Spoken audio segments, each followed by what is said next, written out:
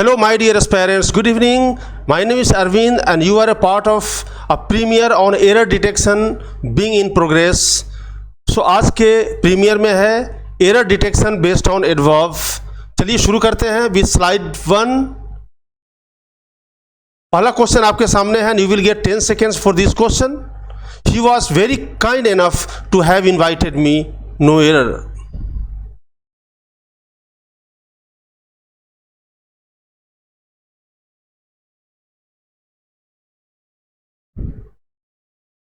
He was very kind enough to have invited me नहीं होगा.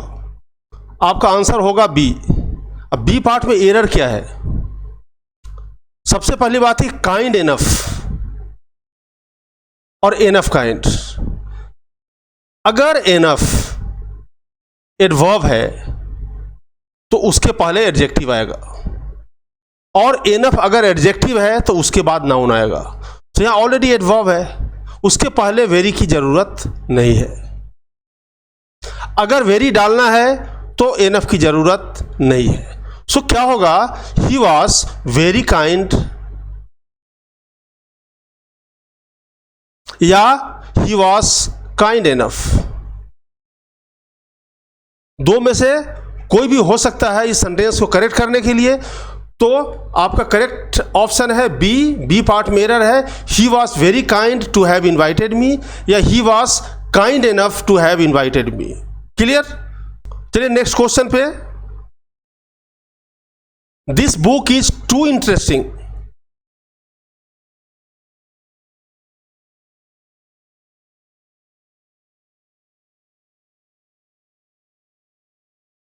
चलिए इसको एक्सप्लेन करते हैं. सबसे पहली बात है कि आपका बी पार्ट में एरर है. So your answer is B. अब दो तीन बातें मैं यहां बताना चाहूंगा. अगर पॉजिटिव डिग्री एडजेक्टिव है, पॉजिटिव डिग्री एडजेक्टिव का मतलब होता है सपोज इंटेलिजेंट या गुड हो गया या बैड हो गया, ये सारे पॉजिटिव डिग्री एडजेक्टिव है. उसके अलावा V1 प्लस ING वाला जो एडजेक्टिव है जिसको बोलते हैं प्रेजेंट पार्टिसिपल एडजेक्टिव, जैसे यहां पर है इंटरेस्टिंग, जैसे है बोरिंग, इस तरह के जो एडजेक्टिव है उसके पहले हम यूज करते हैं वेरी. उसके पहले हम वेरी यूज करते हैं. दूसरी बात है कि यहां जो TOO2 है यह एक नेगेटिव वर्ड है, नेगेटिव एडवर्ब है. इसका मतलब होता है उतना अधिक जितना कि नहीं होना चाहिए. तो हम यह बोलना चाहते हैं कि यह बुक बहुत इंटरेस्टिंग है, तो यहां पर TOO नहीं होगा बल्कि यहां पर होगा वेरी होगा. So this book is very interesting. Clear हो गया? इंटेलिजेंट, गुड, बैड यानी जितने भी पॉजिटिव डिग्री एडजेक्टिव्स हैं उसके पहले हम वेरी यूज करते हैं एडवर्ब. और जहां भी V1 प्लस ING वाले एडजेक्टिव है जैसे इंटरेस्टिंग हो गया, बोरिंग हो गया, उससे पहले भी हम वेरी का यूज करते हैं. यहां पर वेरी होगा. क्लियर? क्वेश्चन नंबर 3 है. Ram was bold but he behaved cowardly.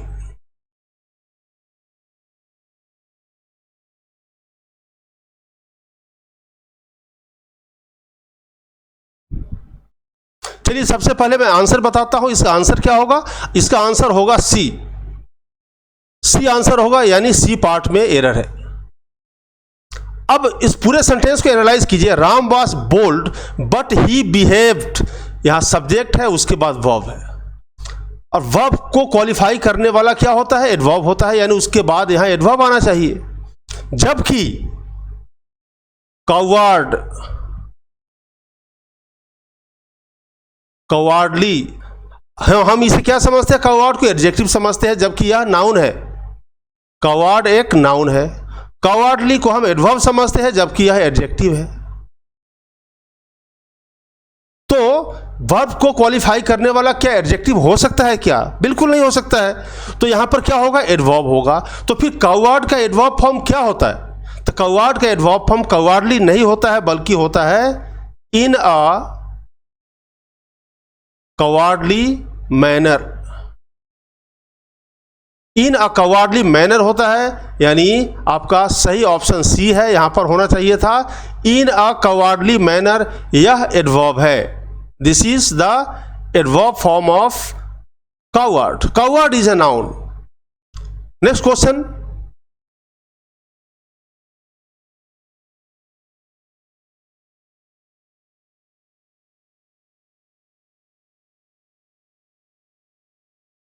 चलिए इसे एक्सप्लेन करते हैं और सबसे पहले मैं बताता हूं कि इसका आंसर क्या होगा। इसका आंसर होगा सी, यानी सी पार्ट में एरर है। अब एरर क्या है, देखिए यहां पर दो वर्ड्स है, पहला है अगो और दूसरा है बिफोर। अगो और बिफोर में हम हमेशा कंफ्यूज रहते हैं कि भाई यहां पर अगो होगा या बिफोर होगा। सबसे पहली बात है कि अगो एक पास का एडवर्ब ऑफ टाइम है, ये इसका यूज हम हमेशा पास्ट टेंस के लिए हम करते हैं। क्लियर हो गया, हमेशा पास्ट टेंस के लिए हम करते हैं यूज। बिफोर का यूज हम सिर्फ पास्ट टेंस में ही नहीं बल्कि प्रेजेंट टेंस में और फ्यूचर टेंस में, यानी तीनों टेंसेस में हम बिफोर का यूज करते हैं। बिफोर के मदद से हम यह एक्सप्रेस करना चाहते हैं कि दो एक्शन हुआ है, दो एक्शन हुआ या दो एक्शन होगा, एक के बदले एक के पहले एक होगा, एक के बाद दूसरा होगा, एक के पहले दूसरा होगा वगैरह। सो जहां पर सीरीज में पहले की बात करते हैं वहां पर हम बिफोर का यूज करते हैं और वह किसी भी टेंस में हो सकता है। सो यहां पर पास्ट टेंस की बात हो रही है। Question number 4, I give up my studies 2 साल पहले, तो यहां पर माय डियर स्टूडेंट्स क्या होगा, यहां पर अगो होगा। Ago is the correct use here. So आपका आंसर है सी। क्लियर हो गया। Please don't get confused between the use of ago and before. Ago सिर्फ पास्ट टेंस में यूज होता है, जबकि बिफोर का यूज हम किसी भी टेंस में कर सकते हैं। नेक्स्ट क्वेश्चन है, my wife takes much to care of मी।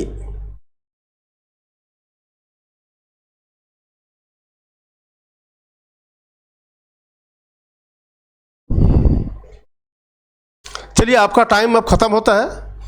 एक दो बातें मैं यहां पे बताना चाहूंगा कि ये जो सीरीज मैं लेकर आया हूं चैप्टर वाइज कॉमन एरर्स का, यानी error detection based on chapters, यह काफी हेल्पफुल है आपका, आप सबके लिए काफ़ी हेल्पफुल होने वाला है। बिकॉज इन क्वेश्चंस के मदद से मैं आपका ग्रामर भी क्लियर करूंगा, यानी ग्रामर का जो चैप्टर्स है वो आपको पढ़ने की भी ज़रूरत नहीं है। इन क्वेश्चंस के मदद से ग्रामर का जो कंसेप्ट है वो आपका क्लियर होता जाएगा। इसलिए अगर आप इस चैनल पे नए हैं या आपने अगर अभी तक सब्सक्राइब नहीं किया तो सब्सक्राइब कर दीजिए, बेल आइकन भी दबा दीजिए ताकि जो भी अपलोड होगा लेटेस्ट वो आप तक पहुंच जाएगा सबसे पहले। और अगर आपने सब्सक्राइब कर दिया है और आपको वीडियो अच्छा लग रहा है, ट्यूटोरियल आपको सेशन आपको प्रीमियर अच्छा लग रहा है तो लाइक भी कर दीजिए। My wife takes much to care of me, सबसे पहली बात है आपका बी पार्ट में एरर है, यानी B is the correct option. अब यहां पर दो फ्रेज में लिखूंगा, मच टू और यहां पर है टू मच। ये बहुत ही इंपॉर्टेंट है, बहुत इंपॉर्टेंट है। इसको एक एक करके आप सीखते जाएंगे और आपका जो भंडार है, आपका जो स्टोरेज है वो आपका बढ़ता जाएगा। सो मच टू और टू मच। मच टू के बाद हम क्या यूज करेंगे, एडजेक्टिव यूज करेंगे। और टू मच के बाद हम क्या यूज करेंगे, नाउन यूज करेंगे। तो मच टू क्या हो गया, मच टू एक एडवर्ब हो गया और टू मच क्या हो गया, टू मच एक एडजेक्टिव हो गया।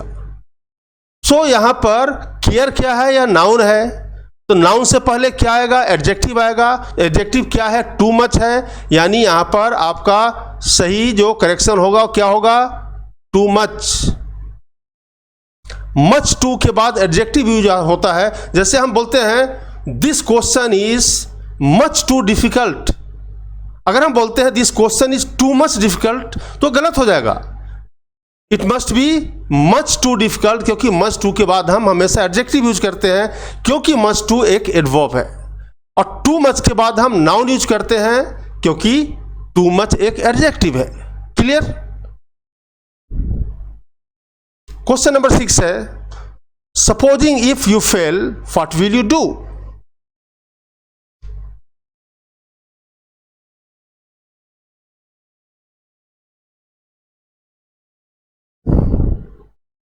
चलिए, सपोजिंग इफ यू फेल, सबसे पहले बात है कि सपोजिंग है, यहां पर है सपोजिंग, और दूसरा है इफ। ये दोनों सुपरफ्लस हो गया क्योंकि दोनों का मीनिंग सेम है, तो हम रिपीट नहीं करेंगे।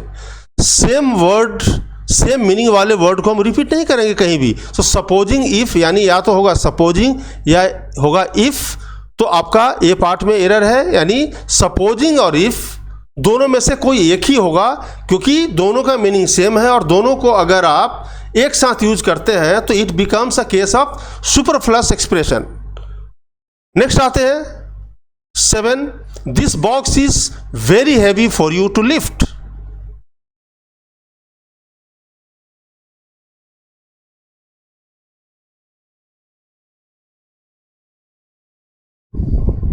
चलिए, आपका जो सही ऑप्शन है बी है। बी पार्ट में एरर है आपका। अब बी पार्ट में एरर क्या है, यहां पर देखिए दो ऐसे फॉर्मेशन है TOO2 ... TO2। आपने रिमूवल ऑफ 2 पढ़ा होगा। सो रिमूवल ऑफ 2 में क्या करते हैं, TOO2 के जगह पे हम सो यूज करते हैं और यहां पर TO2 के जगह पे हम दैट यूज करते हैं। क्लियर हो गया। सो यहां पर देखिए फॉर्मेशन कि यहां पर TO2 है, तो यहां पर वेरी क्यों होगा, यहां पर TOO2 होगा। So this box is too heavy for you to lift. तुम्हारे लिए यह बॉक्स इतना हैवी है कि तुम इसे उठा नहीं सकते हो। और इसको सो दैट के मदद से हम कैसे बना सकते हैं, this box is so heavy for you that you can not lift. So यहां पर ध्यान देने की बात है कि यहां पर TO2 है तो यहाँ पर वेरी नहीं होगा, यहाँ पर TOO2 होगा।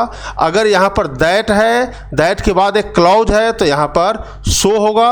यह फॉर्मेशन है। Question number 8, she was enough kind to help me with money and proper guidance.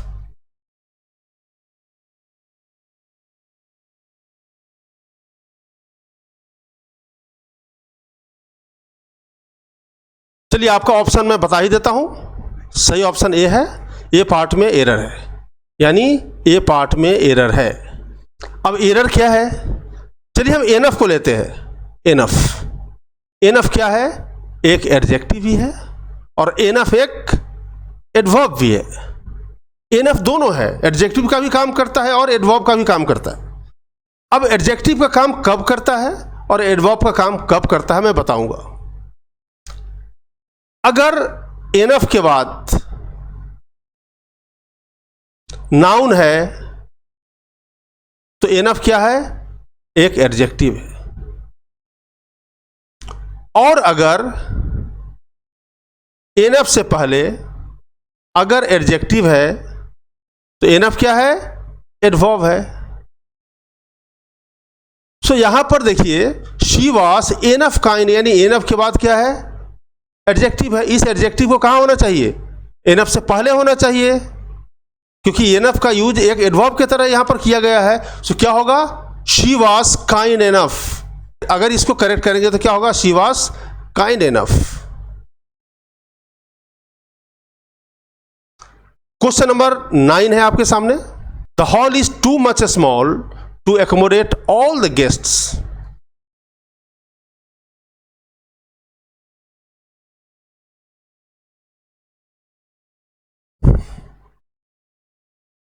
The hall is too much small to, यहां पर TOO और TO का पेयर आ गया। जब ये पेयर आ गया था मच का यहां पर जरूरत ही नहीं है, यानी TOO का मतलब ही होता है टू मच, क्योंकि आगे भी TO है। So this hall is too small to accommodate all the guests. यह हॉल इतना छोटा है कि सारे गेस्ट को एकोमोडेट नहीं कर सकता। सही ऑप्शन आपका है बी, यानी much has to be eliminated, much has to be removed. Question number 9,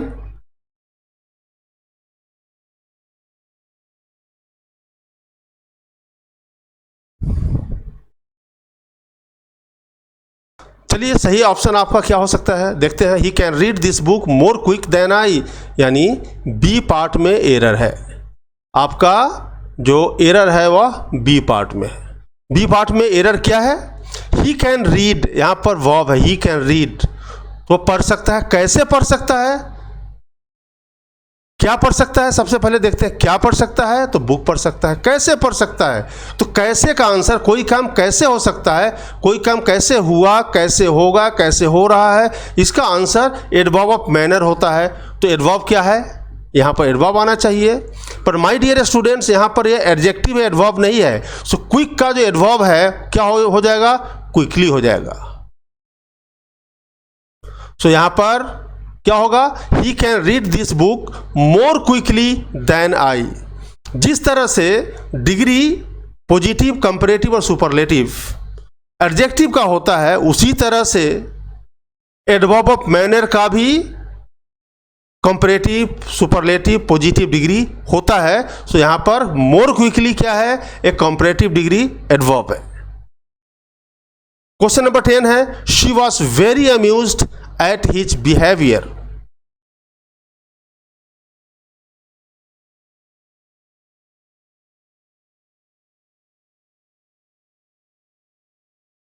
okay, she was very amuse. सबसे पहली बात देखिए, मैंने आपको बताया था कि positive degree adjective, positive degree,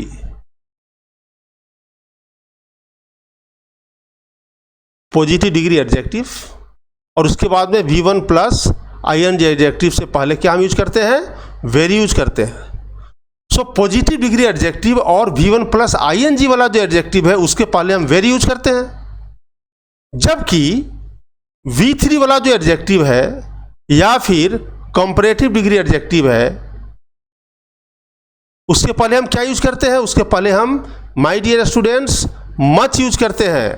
सो यहां पर अम्यूज्ड है, शी वॉज अम्यूज्ड, यह एडजेक्टिव है। कौन सा है, पास्ट पार्टिसिपल एडजेक्टिव इसको बोलते हैं, दैट इज वर्ब का थर्ड फॉर्म एडजेक्टिव। उसके पहले हम वेरी नहीं बल्कि हम मच यूज करते हैं। यहां पर क्या होगा, यहां पर होगा मच, यानी आपका सही ऑप्शन बी है, बी पार्ट में एरर है। क्लियर हो गया, चलिए आगे बढ़ते हैं।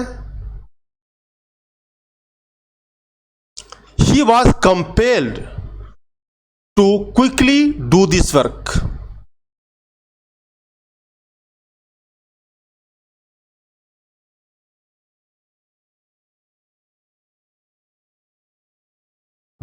ओके, सो आपका जो सही ऑप्शन है वह होगा सी होगा, C is the correct option, यानी सी पार्ट में एरर है। अब सी पार्ट में एरर क्या है, he was compelled to quickly, quickly क्या है, एक एडवर्ब है। इसको कौन सा एडवर्ब बोलते हैं, कैसे का आंसर, कैसे का आंसर, किस तरह से का आंसर क्या होता है, एडवर्ब ऑफ मैनर होता है।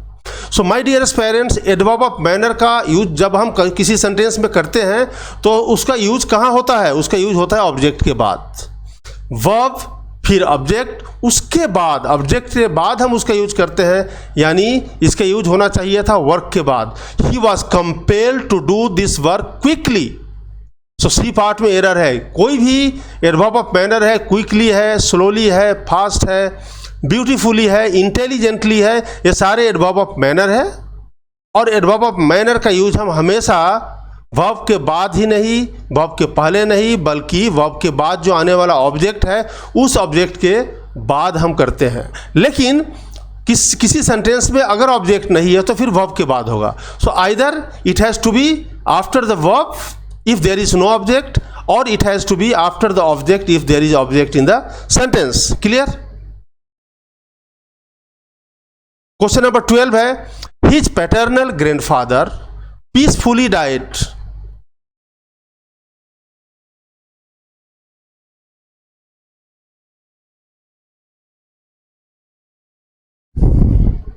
Okay, again the same problem है। आपका सही ऑप्शन सी है, सी पार्ट में एरर है। अब एरर क्या है, मैंने अभी बताया है कि जब हिज पैटर्नल ग्रैंडफादर डाइड, अब कैसे मरे, पीसफुली, शांति से, यह एडवर्ब ऑफ मैनर है। सो एडवर्ब ऑफ मैनर के बारे में मैंने बताया था कि उसका यूज या तो ऑब्जेक्ट के बाद होगा अगर सेंटेंस में ऑब्जेक्ट है, और अगर सेंटेंस में ऑब्जेक्ट नहीं है तो वह वर्ब के बाद होगा, यानी इसका यूज कहाँ होना चाहिए था, डाइट के बाद होना चाहिए था। यही इसमें एरर है। His paternal grandfather died peacefully है is the correct sentence, so C part में एरर है। क्लियर हो गया?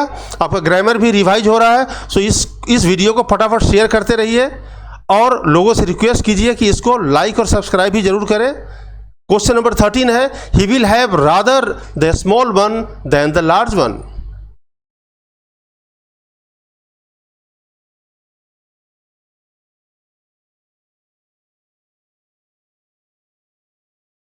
ओके, चलिए मैं इस क्वेश्चन को एक्सप्लेन करता हूं। देखिए यहां पर कंफ्यूजन क्या है, विल हैव है। तो जब हम टेंसेस का स्टडी करते हैं तो हमें विल हैव मिलता है, कहां पे मिलता है? फ्यूचर परफेक्ट में मिलता है, या फ्यूचर परफेक्ट कंटिन्यूअस में भी मिलता है will have. So will have क्या है? वहां पर ऑक्सिलियरी वर्ब है। बट ये क्या यहां पर विल हैव, क्या यह वही विल हैव जो फ्यूचर परफेक्ट में यूज होता है? अगर ये वही है तो विल हैव के बाद वर्ब का थर्ड फॉर्म आना चाहिए, जो नहीं है। तो यहां पर विल हैव वो वाला विल हैव नहीं है। क्या वह फ्यूचर परफेक्ट कंटिन्यूअस में जो यूज होने वाला विल हैव है वो है? वो भी नहीं है, क्योंकि उसके बाद been plus V1 plus ING भी यूज होता है, जो यहाँ नहीं है। क्लियर हो गया? सो यहाँ पर यह सेंटेंस है सिंपल फ्यूचर का, और ये जो हैव है यह है मेन वर्ब। हैव क्या है? एक ऑक्सिलरी वर्ब नहीं बल्कि मेन वर्ब है। तो यहां जो रादर है ये किसको क्वालिफाई कर रहा है? वर्ब को क्वालिफाई कर रहा है ना, तो वर्ब से पहले आएगा ना। So he will rather have the small one than the large one, यानी हैव एक कॉमन है दोनों के लिए। इसका जो एक्सपांडेड फॉर्म है क्या होगा? He will rather have the small one than have the large one. चूंकि हैव दोनों के लिए कॉमन है, इसलिए हम फर्स्ट क्लॉज में हमने हैव यूज कर दिया, सेकेंड क्लॉज में इंप्लाइड है हमने यूज नहीं किया। क्लियर हो गया? सो यहां पर जो रादर का यूज मेन वर्ब, यानी जिस वर्ब को क्वालिफाई कर रहा है, जिस वर्ब को मॉडिफाई कर रहा है, उस वर्ब के पहले हम यूज करेंगे, उसके बाद यूज नहीं करेंगे। सो करेक्ट जो सेंटेंस होगा वो क्या होगा? He will rather have the small one than the large one. Your correct option is A. Question number 14 है, the patient is very better now.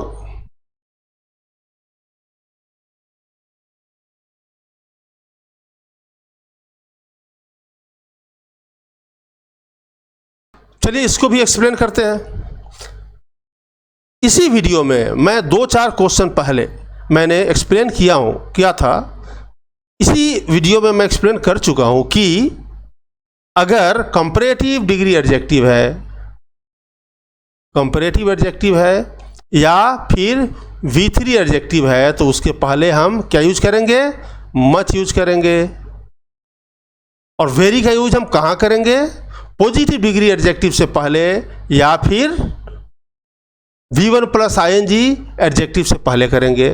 तो यहां पर बेटर एक कंपैरेटिव डिग्री एडजेक्टिव है तो उसके पहले वेरी नहीं होगा, बल्कि क्या होगा? यहां पर मच होगा। करेक्ट ऑप्शन आपका बी है। क्वेश्चन नंबर 15 है, the luggage is too much heavy for me.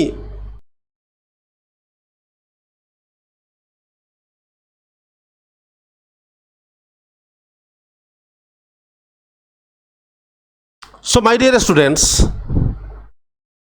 Too much एक एडजेक्टिव है, उसके बाद नाउन आएगा, जबकि यहां पर टू मच के बाद एडजेक्टिव आया है। सो टू मच एक एडवर्ब नहीं है। तो एडवर्ब क्या है? Much too. मच टू एक एडवर्ब है, उसके बाद क्या होगा? एडजेक्टिव आएगा। सो यहां पर टू मच के जगह पे क्या आएगा? मच टू आएगा। आपका करेक्ट ऑप्शन बी है, the luggage is much too heavy for me. Too much नहीं आएगा बल्कि मच टू आएगा। टू मच के बाद हम नाउन यूज करते हैं, मच टू के बाद हम एडजेक्टिव यूज करते हैं।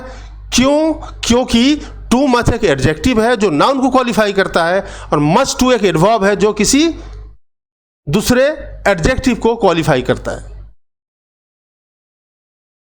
He went to Kolkata in 1990 and has lived there ever then.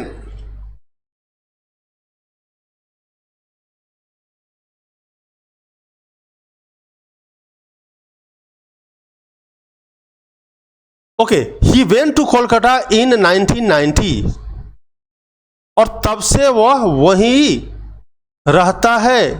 तब से तब से के लिए हम एवर देन नहीं, बल्कि हम क्या यूज करते हैं, एवर सिंस। यहाँ क्या होगा, एवर सिंस होगा, यानी सी पार्ट में एरर है, it must be ever since and not ever then. Clear? Much too work will tell upon your health.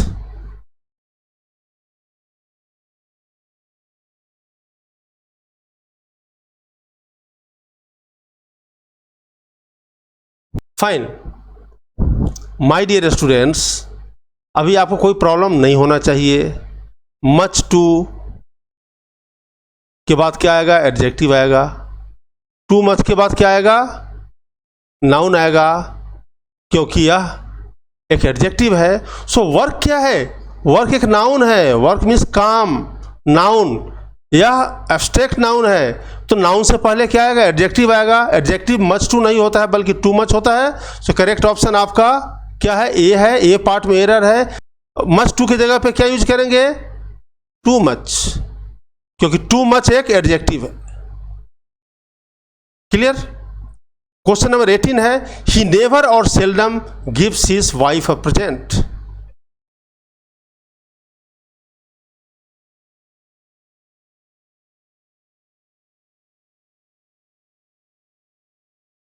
चलिए मैं बताता हूं किस पार्ट में एरर है। एरर है ए पार्ट में।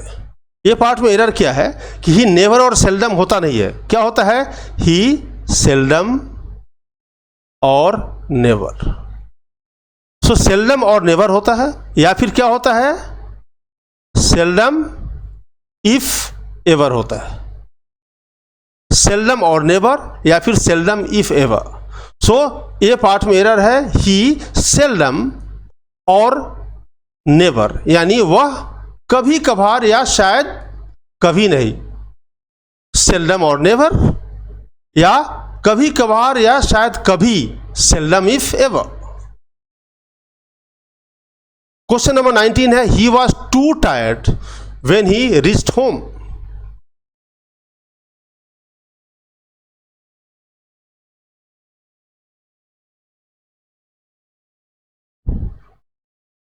चलिए सबसे पहली बात है कि यहां पर TOO अगर है तो आगे भी टू होना चाहिए ना, तो आगे टू नहीं है, यानी यहां पर टू नहीं होगा, ये होगा एलिमिनेट। अब इसके जगह पे हम कौन सा एडवर्ब यूज करेंगे। सबसे पहली बात है कि TIRE, टायर। टायर क्या है, एक वर्ब है। इसका मतलब क्या होता है, 90% जो बच्चे हैं वो बोलते हैं इसका मतलब होता है थकना। थकना नहीं होता है, इसका मतलब होता है थकाना। जब इसको हम थर्ड फॉर्म में कर देते हैं, टायर्ड यानी पैसिव फॉर्म में, तो यह क्या बन जाता है, थकना, यानी थका हुआ। थका हुआ। सो टायर्ड, थका हुआ, यानी क्या है, एक एडजेक्टिव है। तो मैंने बताया था कि वर्ब का थर्ड फॉर्म यानी V3 एडजेक्टिव से पहले और कंपैरेटिव से पहले हम क्या यूज करते हैं, मच यूज करते हैं। लेकिन कुछ एक्सेप्शंस है। जो टायर्ड है यह भी V3 एडजेक्टिव है, फिर भी इसके पहले हम मच यूज नहीं करेंगे, बल्कि हम क्या यूज करेंगे, वेरी यूज करेंगे। ये एक्सेप्शन है, इसको याद कर लीजिए। So he was very tired when he reached home, यानी आपका सही ऑप्शन ए है। ऑप्शन ए में एरर है। चलिए आगे बढ़ते हैं क्वेश्चन नंबर 20 में। क्वेश्चन नंबर 20 है, I am thorough convinced now that walking is conducive to good health.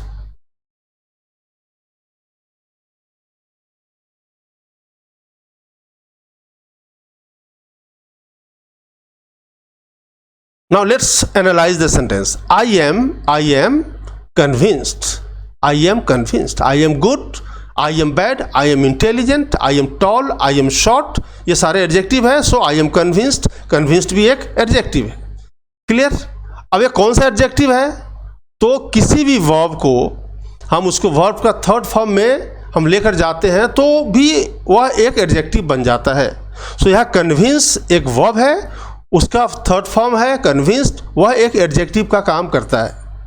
अब एडजेक्टिव को जो क्वालिफाई करता है वो कौन सा वर्ड करता है, तो वह एडवर्ब करता है। थॉरो भी एक एडजेक्टिव है। सो थॉरो अगर एडजेक्टिव है तो कन्विंस को क्वालिफाई नहीं कर सकता, कन्विंस की विशेषता नहीं बता सकता। सो ये थॉरो का हम क्या करेंगे, थॉरोली करेंगे, तब एडवर्ब हो गया।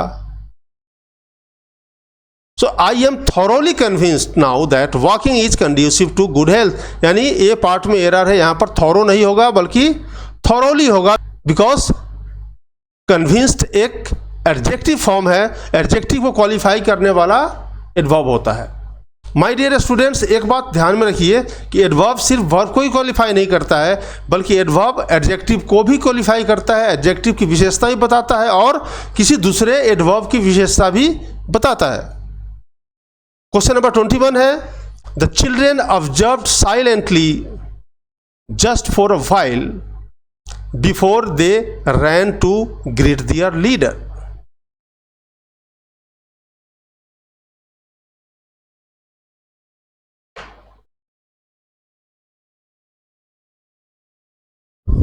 ओके, द चिल्ड्रेन ऑब्जर्व्ड, क्या यह क्वेश्चन आपसे यह नहीं पूछ रहा है कि कैसे ऑब्जर्व किया, बल्कि क्या ऑब्जर्व किया। सो क्या का आंसर हमेशा नाउन या प्रोनाउन होता है, यानी इस ऑब्जर्व को एक ऑब्जेक्ट चाहिए और ऑब्जेक्ट क्या होता है, नाउन या प्रोनाउन। साइलेंटली एक एडवर्ब है, तो यहां पर एडवर्ब नहीं होगा, यहां पर नाउन होगा। सो साइलेंटली का जो नाउन फॉर्म होता है क्या होता है, साइलेंस। साइलेंस या नाउन है, साइलेंट एक एडजेक्टिव है और जो साइलेंटली है वह एक एडवर्ब है। सो यहां पर the children observed silence just before a while, यहां पर साइलेंस होगा, ए पार्ट में एरर है। Let's move to question number 22। As a result of her sustained hardly work Reena could achieve the target in time and won the first prize.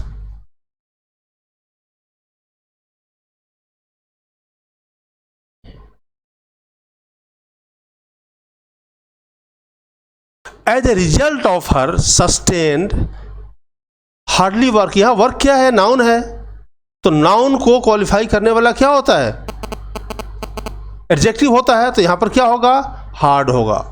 आपका B part में error है, यहां पर क्या होगा, हार्ड वर्क होगा, हार्ड वर्क होगा। और जो हार्ड है यह एडजेक्टिव भी है और हार्ड क्या है, एक एडवर्ब भी है और हार्डली भी एडवर्ब है। हार्डली का मतलब होता है ना के बराबर, यह एक नेगेटिव एडवर्ब है। और हार्ड है, जैसे ही वर्क्स हार्ड, यहां पर हार्ड एडवर्ब है।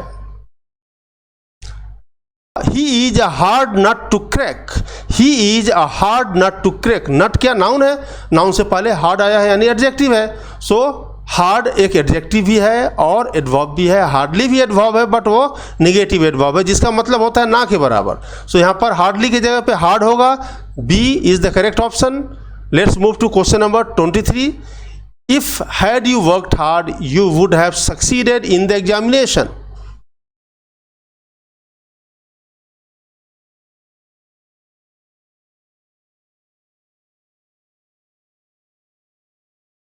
आपका जो एरर पार्ट है ए है, ए पार्ट में एरर है। अब एरर क्या है, इसके ठीक पहले 2 वीडियो पहले प्लेलिस्ट में आप जाकर देखेंगे, स्पोकन इंग्लिश का फोल्डर मिलेगा, उसमें कंडीशनल सेंटेंस को बहुत ही क्लियरली मैंने समझाया हुआ है। सो कंडीशनल सेंटेंस 4 तरह के होते हैं, उन्हीं चारों में से एक तरह का अभी क्वेश्चन नंबर 23 है। इसको बोलते हैं अनफुलफिल कंडीशन, यानी hypothetical condition of the past. If वाला पार्ट पास्ट परफेक्ट में होता है। सो पास्ट परफेक्ट का फॉर्मेशन क्या है, पहले सब्जेक्ट होगा ना, बिकॉज ये इंट्रोगेटिव सेंटेंस तो है नहीं। तो क्या होगा, इफ यू हैड, यानी यू पहले आएगा, if you had worked hard, ये पार्ट में एरर है। लेकिन इसका इन्वर्जन भी होता है। इन्वर्जन का मतलब होता है सेंटेंस का जो फॉर्म है वह इंट्रोगेटिव फॉर्म में होता है, वहां पर क्वेश्चन मार्क नहीं होता है, लेकिन सब्जेक्ट से पहले वर्ब को प्लेस किया जाता है, उसको बोलते हैं इन्वर्जन। सो कंडीशनल सेंटेंस में जो अनफुलफिल कंडीशन है उसका इन्वर्जन कैसे होता है, इफ को हम करते हैं एलिमिनेट और हैड को हम पहले करते हैं, क्या होगा, had you worked hard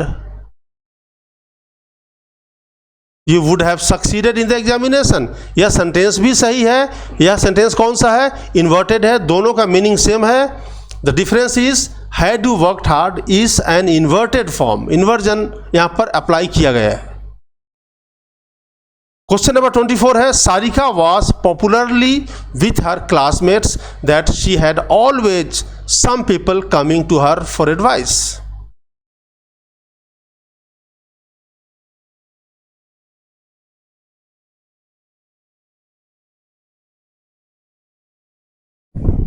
okay, जब भी is, am, are, was, were के बाद अगर V1 प्लस ING नहीं आ रहा है, अगर दूसरा कोई वर्ड आ रहा है तो दूसरा वर्ड हमेशा एडजेक्टिव ही होता है।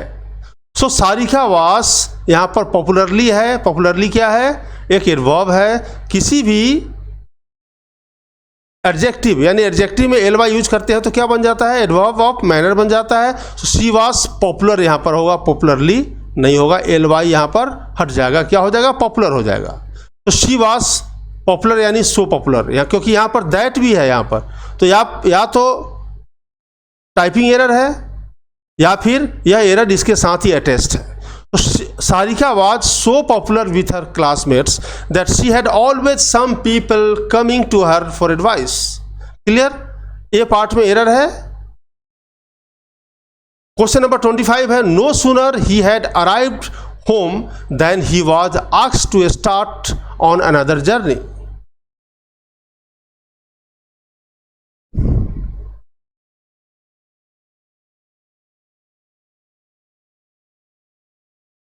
जब नो सूनर से कोई सेंटेंस शुरू होता है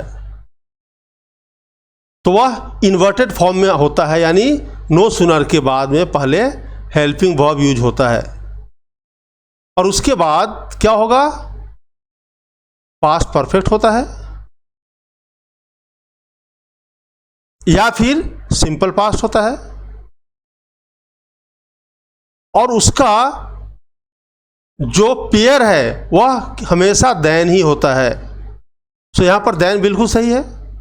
नो सूनर के बाद इन्वर्टेड फॉर्म में होता है सेंटेंस, यानी पास्ट परफेक्ट अगर यह है तो हैड पहले आएगा क्योंकि इंट्रोगेटिव फॉर्म में आ जाएगा, इन्वर्टेड फॉर्म में आ जाएगा। No sooner had he arrived, यानी ये पार्ट में आपका एरर है। So this is the last question of the premier. Thank you very much for joining the session guys, और मुझे उम्मीद है कि आपकी संख्या दिन प्रतिदिन बढ़ती जाएगी और मेरा जो तरीका है पढ़ाने का, जो वीडियो अपलोड करने का जो तरीका है वो धीरे धीरे मैं कोशिश कर रहा हूँ अपग्रेड करने का। So thank you very much. Stay tuned for the upcoming videos and the upcoming video will be based on synonyms and एंटोनियम्स, यानी उसका पार्ट 1 लेक्चर 1 ऑलरेडी मैं अपलोड कर चुका हूँ, प्रीमियर हो चुका उसका। अगला जो होने वाला है वह लेक्चर 2 का प्रीमियर होगा। So thank you very much. Stay tuned.